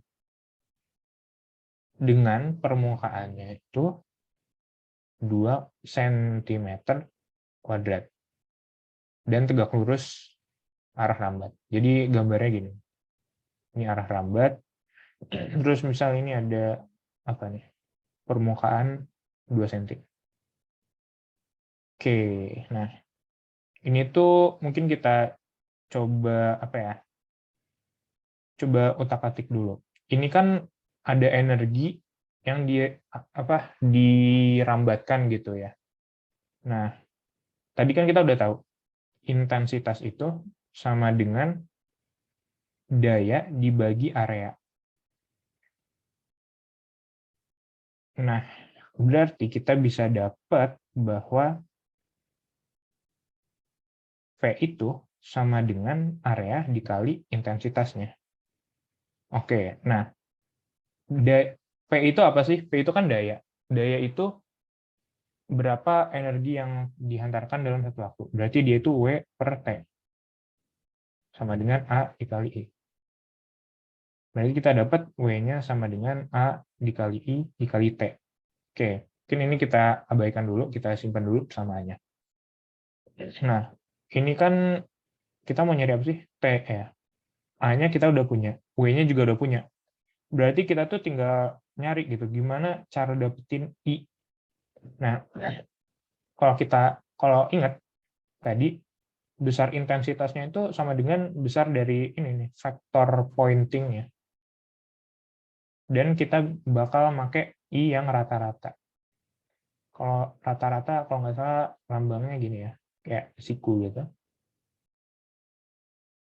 Nah, karena ini rata-rata, ya udah kita tinggal pakai yang tadi, RMS dikali BRMS dibagi mu0 gitu. Nah, kan kita taunya BRMS, kita nggak tahu ERMS, makanya kita ERMS-nya ini kita ubah dulu ke BRMS. Gimana caranya? Kan tadi kita udah tahu ERMS per BRMS sama dengan C. Berarti kita dapat bahwa ERMS-nya sama dengan apa nih? C dikali BRMS. Gitu. Berarti ini kalau kita substitusiin ke sana, kita dapat bahwa ini C dikali BRMS kuadrat per mu0 sama dengan intensitasnya.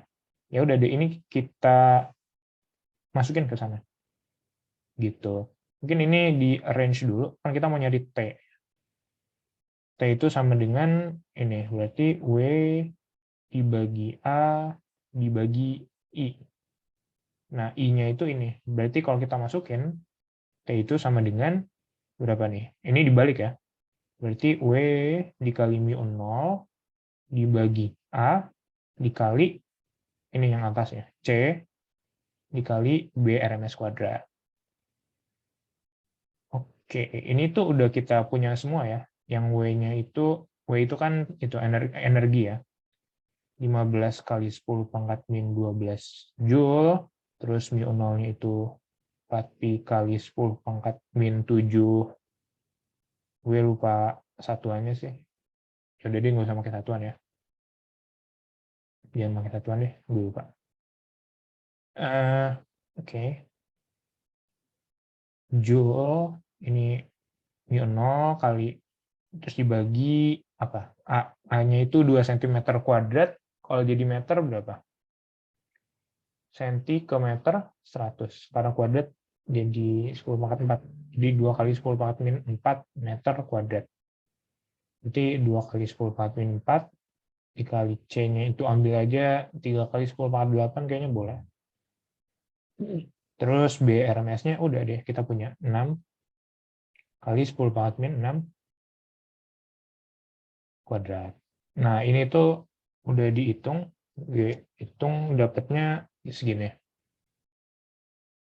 0,873 kali 10 pangkat min 13 second. Oke. Itu nilai C kenapa bisa segitu? Oh, C itu adalah kecepatan cahaya. Kecepatan cahaya kan sekitar segitu ya. Mungkin ada yang lebih tepat gitu ya, 2,998 gitu. Mungkin kalau mau lebih presisi pakai yang segitu sih. Oke. Oke, mungkin ini kalau belum ada yang ditanya, gue lanjut. Tapi kalau mau nanya lagi, nggak apa-apa sih. Nanya yang tadi gitu. Atau bahkan sebelum-sebelumnya. Santuy. Nah, sekarang suatu sumber cahaya monokromatik memancarkan gelombang dengan daya 194,7 watt secara isotropik ke segala arah. Rata-rata kerapatan energinya berapa? Nih, terus kita harus ini ya. Ini penting. Kerapatan energi medan listrik. Jadi bukan energi semuanya, tapi cuma medan listriknya doang. Pada jarak 4,5 meter dari sumber cahaya tersebut. Jadi kalau kita, tadi udah digambarin sih, dia itu isotropik ke segala arah. Itu tuh bisa kita bayangin, dia itu memancarkannya tuh terhadap dari dalam titik tengahnya tuh ke permukaan bola gitu. Jadi kita bakal dapat I-nya itu sama dengan ini P per 4πr kuadrat. Oke. Nah, karena yang ditanya kerapatan energi medan listrik, itu tuh yang ditanya itu berarti UE ya. Nah, tadi kan kita udah UE-nya itu berapa? Nah, kita kan UE itu udah tahu ya. UE itu bagian dari ini nih. Sebagian dari U atau kerapatan energi total gitu. Jadi dia itu UE ditambah UB. Nah, karena UB itu sama dengan UE,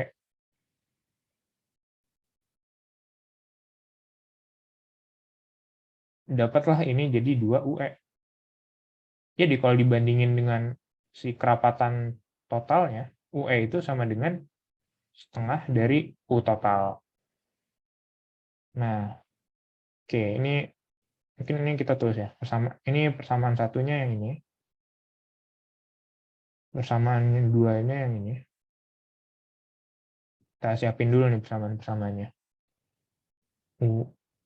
UE-nya sama dengan, jangan gini ya. UE-nya itu sama dengan setengah dari U total. Terus yang ketiga itu kita nyari U-nya itu berapa gitu. Nah, U itu kan mau nanya tadi UB kenapa bisa jadi UE? Itu tuh dari itu sih sifat medan berapa ya? Gelombang elektromagnetik gitu karena dia kan sefasa gitu. Ntar tuh kalau dihitung kan gini ya. Kan nih aslinya apa ya? Kalau secara umum ya, kalau bukan di gelombang elektromagnetik, mungkin gue tulis di belakang ya. Ini bahasan itu sih udah agak lama gitu, mungkin nggak apa-apa dibahas lagi. Kalau ada ini nih, kalau ada medan magnet gitu ya, atau medan listrik dalam bentuk apa aja, itu rapat energinya gini. Kalau medan listrik tuh rapat energinya setengah E0 E kuadrat. Dan kalau medan magnet ini UB. Itu kalau kita cari rapat energinya itu sama dengan setengah B kuadrat per mu0. Nah, tadi ya, kalau kita ubah nih E-nya jadi B, kan E itu sama dengan C kali B. Nah, ini dapat nih, setengah E0 C kuadrat B kuadrat. C kuadrat itu sama dengan ini nih, C kuadrat sama dengan 1 per mu0 E0, jadilah dapat UE-nya itu sendiri sama dengan 1/2 B kuadrat per mu0. Jadi dia tuh sama gitu. Intinya sih gitu. Oke, itu asal dari ini tuh dari mana gitu ya. Oke, nah yang ketiga itu kita hitung dari, oke, ada pertanyaan. Berarti, oke, UE sama dengan UB itu selalu berlaku buat ini medan gelombang elektromagnetik. Soalnya dia kan selalu sefasa gitu ya. Gitu sih. Kalau buat gelombang elektromagnetik selalu berlaku. Tapi kalau kita kalau ada medan magnet gitu, atau terus ada medan listrik, tapi bukan dari gelombang elektromagnetik, enggak sih. Oke. Terus kalau buat U-nya itu sendiri, kita bakal pakai yang ini.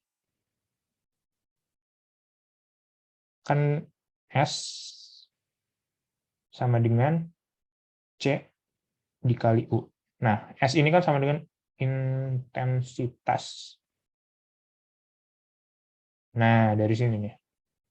Oke, ini yang ketiga. Ini kita coba masukin aja sih. Kan ini kita bisa ubah ya. U-nya sama dengan I per C. Ya kan? Oke, udah benar. Nah, oke. Kita berarti mulai dari sini aja nih. Kan ini kita yang cari ya. Jadi kita mulai dari sini aja. Setengah U, U-nya kita ganti sama yang ini. Jadi setengah intensitas dibagi C. Nah, buat nyari intensitasnya, kita plug-in, kita masukin dari ini, kita substitusi dari sini. Sama dengan setengah, I-nya itu P per 4πr kuadrat, jadi dikali 1 per C. Nah, ini kan C udah tahu ya, C itu kecepatan cahaya. Jadi kita udah tahu, U itu rapat energi gelombang. Satuannya apa? Satuannya itu ini, kan dia rapat energi per volume. Jadi ini nih, Joule per meter kubik. Gitu. Oke. Nah, ini buat rapat medan listriknya tuh kita udah bisa dapat ya. P-nya udah punya, P ini konstanta, R kuadrat ini udah punya, C juga konstanta. Oke. Ini tinggal tinggal dimasuk-masukin. Setengah dikali ini 194,7 dibagi 4pi dikali R kuadrat berarti 4,5 kuadrat dikali 1 per C-nya mungkin kalau lebih presisi itu kalau nggak salah ini ya 2,998 atau berapa lah, pakai 3 juga nggak tahu deh kalau ini ketentuan, mungkin kalau ada nanti ada ketentuannya gitu ikutin aja sih, kan boleh pakai kalkulator ini, ntar ikutin aja disuruh 3 atau 2,998 atau berapa itu. Kalau gue hitung-hitung ini ya tinggal dihitung ya, kalau gue hitung-hitung dapatnya sekitar segini, 0,128 kali 10 pangkat min 8 Joule per meter kubik. Ya ini udah dia jawabannya sih, tapi kita pura-pura kerjain. Oke, kalau yang ini mungkin aman ya. Atau ada yang mau ditanya? Kalau enggak, kita lanjut. Oke, sekali lagi kalau mau nanya yang sebelum-sebelumnya nggak apa-apa, santuy. Oke, kalau ini cahaya, nah ini tentang polarisasi ya. Mana kursor gue? Oke. Ini kan masuknya itu belum terpolarisasi. Berarti kalau misal ini I0 kita bilang, terus keluarnya I1, karena dia itu belum dipolarisasi, terus kita polarisasi, kita bakal dapat bahwa I1-nya itu sama dengan setengah dari I0. Oke, dan kalau ini yang masuk itu I1, terus keluarnya I2, karena dia udah terpolarisasi nih, terus dipolarisasi lagi dengan sudut yang berbeda, maka kita bakal dapat I2-nya itu sama dengan ini nih, I1 dikali cos kuadrat theta gitu.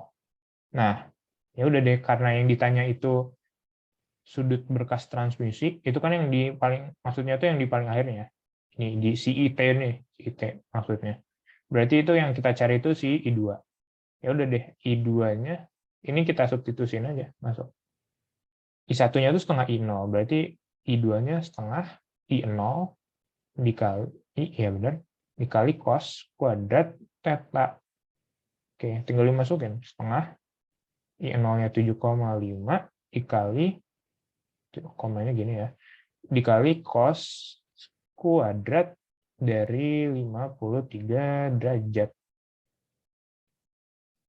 Oke, ini ya silakan pakai kalkulator ya. Boleh kan, santai. Berarti ini dapatnya 1,358 watt per meter kuadrat.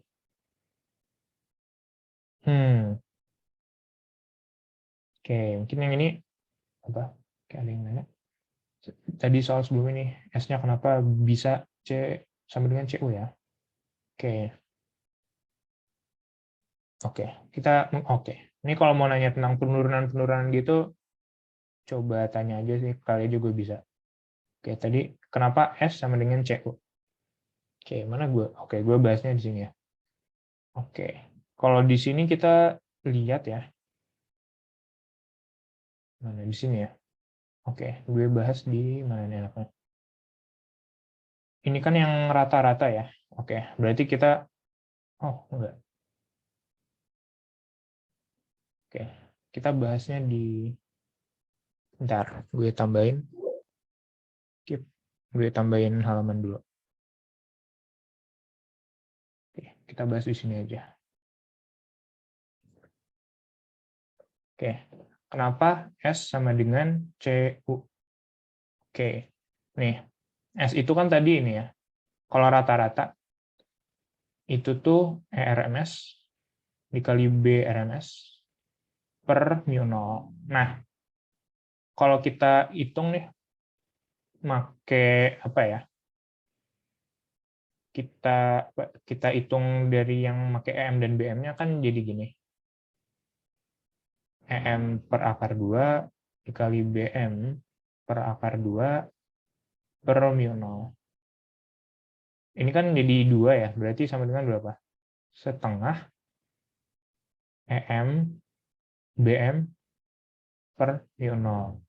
Nah, kalau kita ubah EM-nya jadi CBM, oke. Kayak ada yang nanya, minta lihat rumus UE sama dengan UB. Oke, itu bentar ya. Oke, gue tulis dulu biar ingat. Ntar gue pindah ke situ. Kalau gue lupa, ingetin lagi ya. Oke. Ini sama dengan setengah. EM-nya tuh berarti CBM, berarti C BM kuadrat per mu0. Ini U rata-rata ya. Nah, oke. Nah, sekarang kalau kita bandingin ya, kalau si U ini, kan tadi gue tulisnya ini ya, apa? UE ditambah UB. Terus kita lihat tadi UE-nya itu sama dengan UB. Jadi kita bisa bilang 2 UB. Itu oke. Nah, UB-nya ini kita kalau tunggu. Ya, kalau rata-rata berarti kan gini ya. Setengah UB itu tadi berapa sih? Setengah B RMS kuadrat per mu0. Oke, benar gini. Nah, ini kita coret boleh. Nah, BRMS kuadrat itu berarti sama dengan gini. Kalau kita ubah ke jadi BM gitu ya, kan gini. BM per akar 2 kuadrat per mu0. Sama dengan setengah BM kuadrat per mu0. Nah, coba kita lihat nih. S rata-rata itu, nih kita bandingin ya, antara ini sama ini. S rata-ratanya, ini kalau kita range, setengah BM kuadrat per mu0 dikali C.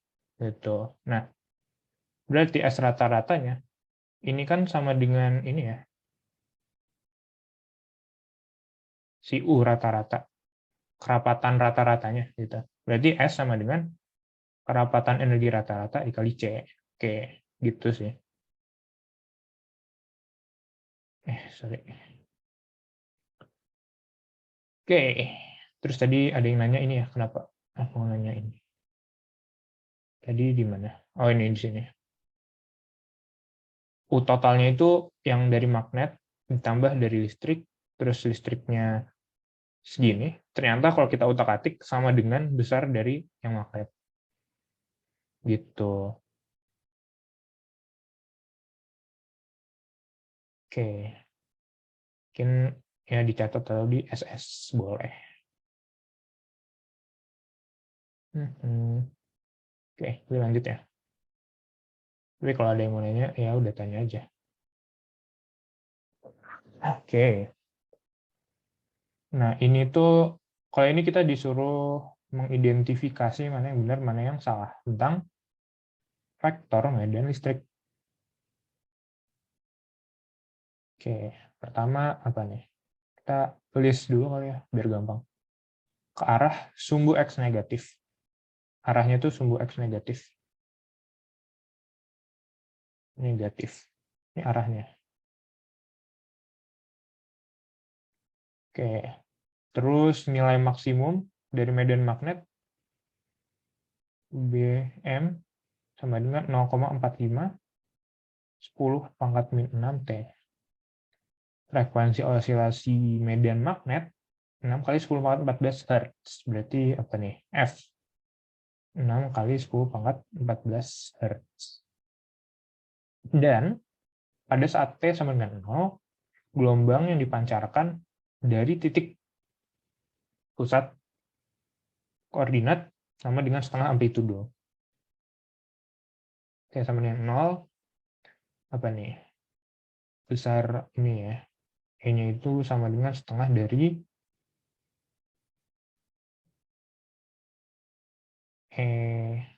maksimum gitu. Ini dibilangnya itu ya sih, setengah dari medan magnet, tapi karena ya tadi medan magnetnya itu sefase sama medan listrik, jadi ya sama aja. Kalau medan listriknya itu setengah dari total, ya medan magnetnya juga gitu. Ini fakta-fakta ini buat kita cek ya, yang benar yang mana yang salah. Oke, pertama sumbu X negatif itu jadi arah. Nah, kalau kita ngomongin bukan medan, kalau kita ngomongin gelombang, misal gelombang apa ya kemarin? Gelombang mekanik gitu ya. Kan gini ya. Y sama dengan AM, misal sin KX min omega T plus P0. Atau bisa juga AM sama dengan sin KX plus omega T plus V0 misalnya. Kayak dengannya. Ini coret-coretan dari tutor Carlios dan tutor Ilham dikasihkan? Oh, dikasih. Kalau asal ingat di save aja, insya Allah dikasih. Ya, oke. Jadi ingetin di save ya. Oke. Nah, ini tuh bedanya apa? Kalau Kx min omega T sama Kx plus omega T itu bedanya apa? Nah, kalau Kx min omega T, ini tuh dia arahnya ke sumbu X positif. Sedangkan kalau yang Kx plus omega T, dia itu ke X negatif. Gitu. Nah, ini kalau misal X-nya itu diganti Y gitu ya. Jadi, misal geraknya tuh ke sumbu Y gitu. Jadi apa? KY min omega T sama KY plus omega T. Ini tuh sama aja. Jadi kalau yang justru kalau nih, oke, kuncinya tuh di sini. Ini nih. Koefisien dari K-nya ini kalau dia berlawanan dengan si omeganya, jadi kalau dia positif sama negatif atau negatif dengan positif, dia tuh bakal ke ini Y positif. Sedangkan kalau sama, dia itu ke arah yang negatifnya. Dan ini tuh bisa kita kita perumumkan gitu. Jadi misal kan ini kalau X ke Y ke Z tuh gampang ya. Kalau misal ke vektor vektor V gitu. Misal kita bilang gelombangnya tuh ngarah ke vektor V. Jadi ini tuh misal ntar biasanya gimana ya? kalau nggak salah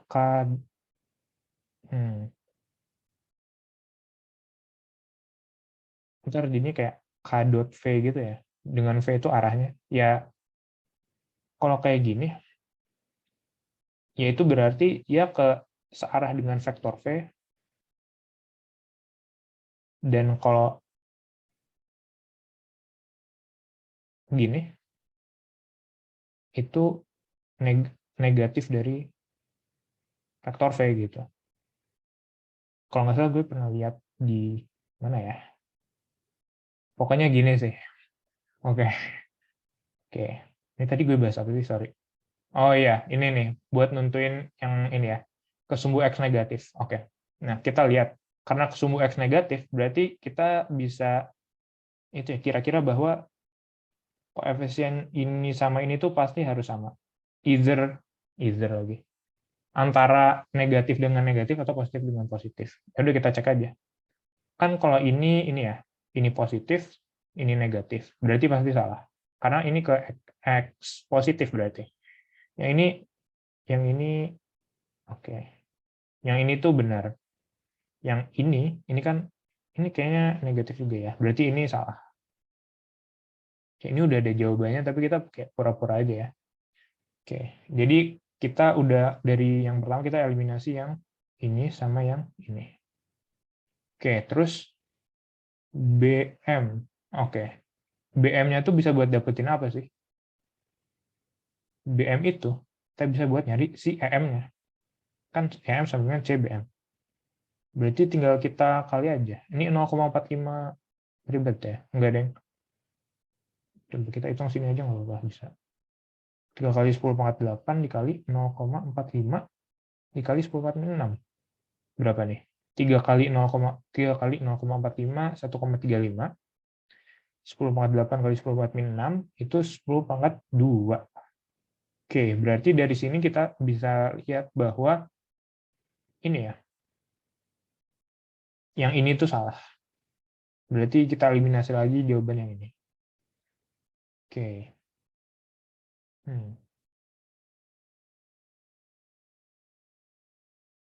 Oke. Nah,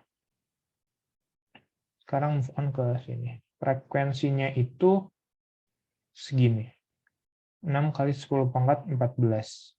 Dari frekuensi itu kita bisa dapat apa aja sih? Oke. Frekuensi itu, ntar kita bisa dapat ini ya, omega. Soalnya omega itu sama dengan 2πf. Oke, selain itu, dari frekuensi kita bisa dapat apa lagi nih? Bisa dapat K sih. Kan kita kalau udah dapat omega, kita itu gini ya. Kan F itu, oh ya, kan hubungan omega K dengan C itu gimana ya? Bentar. C itu kan sama dengan lambda per T.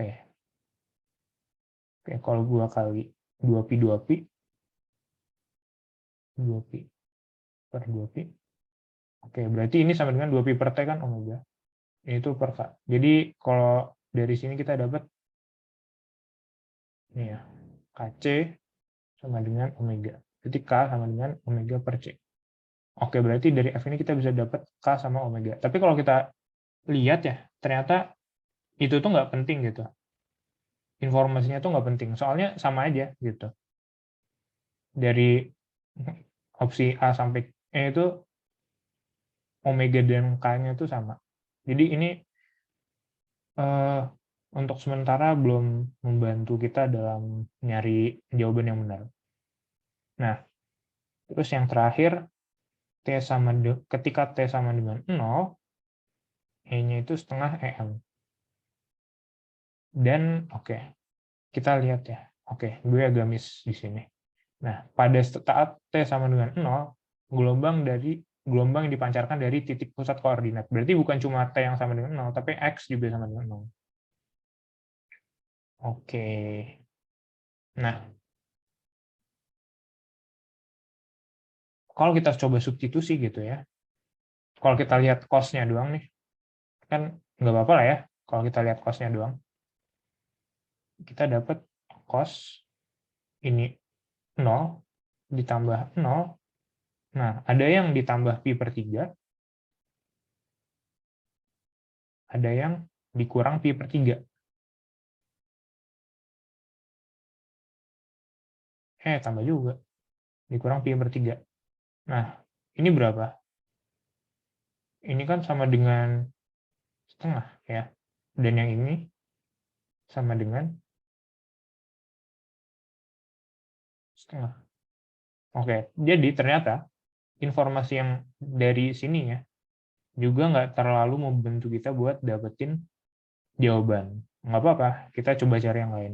Kita kan udah ini ya, udah 4-4 ini. Coba kita cari informasi yang lain. Kalau kita coba gambar ya, kan gini. Ini sumbu X, ini sumbu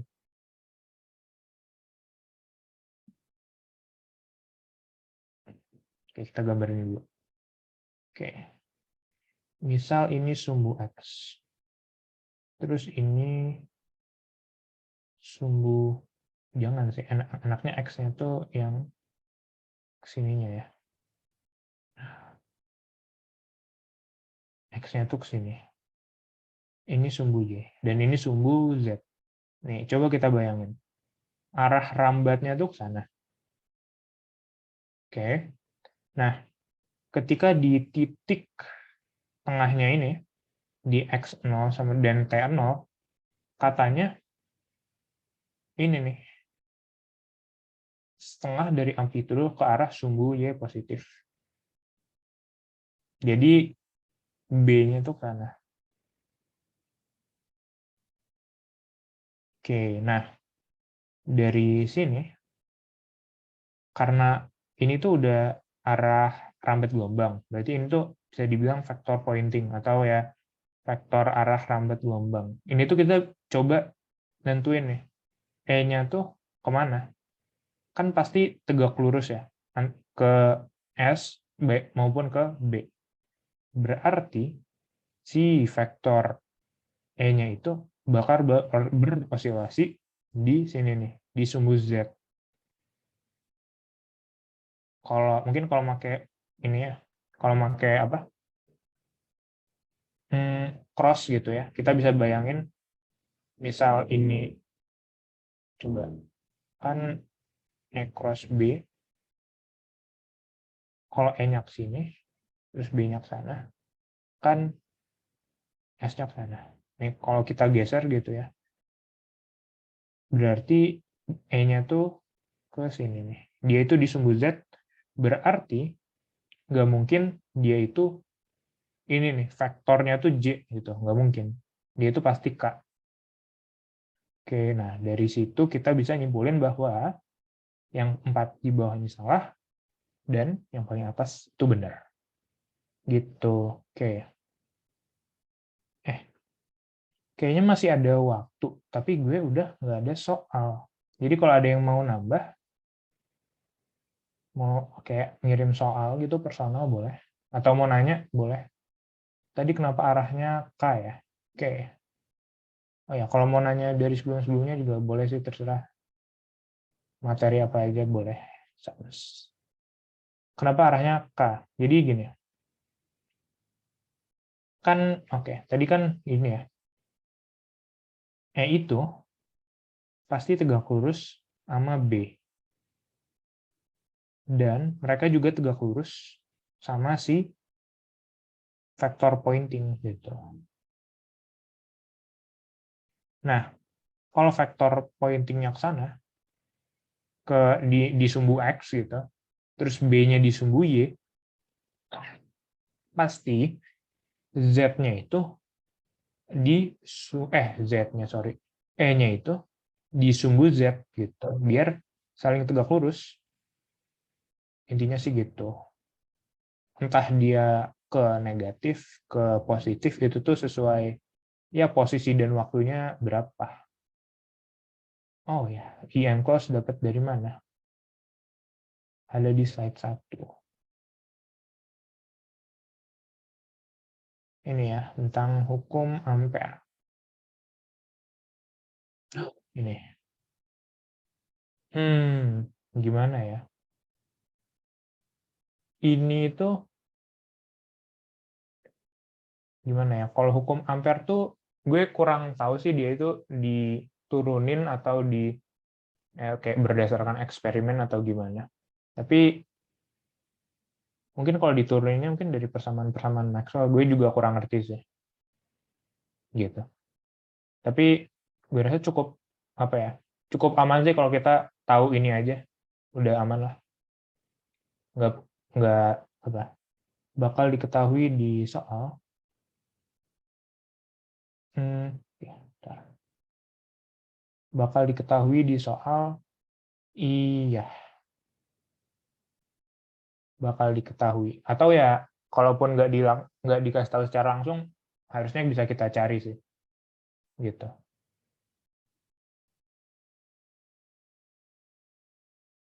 Ya misal I-nya ternyata kita dikasih beda potensial dan hambatan gitu, terus buat nyari I-nya ya itu terserah soalnya sih. Tapi bakal bisa dicari.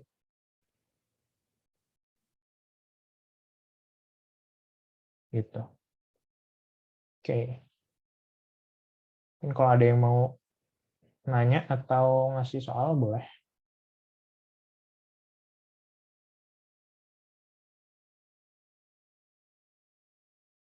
Ini udah jelas ya gambarnya itu sebagainya.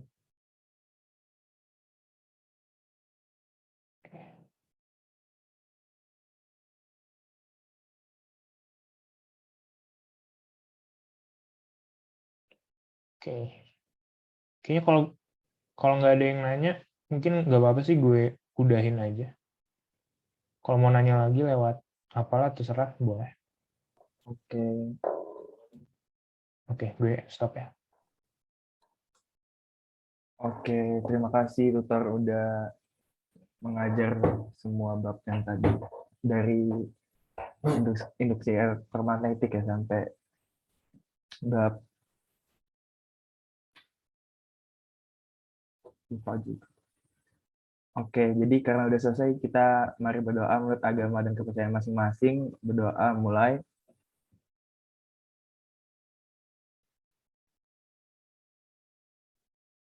Berdoa dicukupkan. Terima kasih yang udah hadir sampai akhir.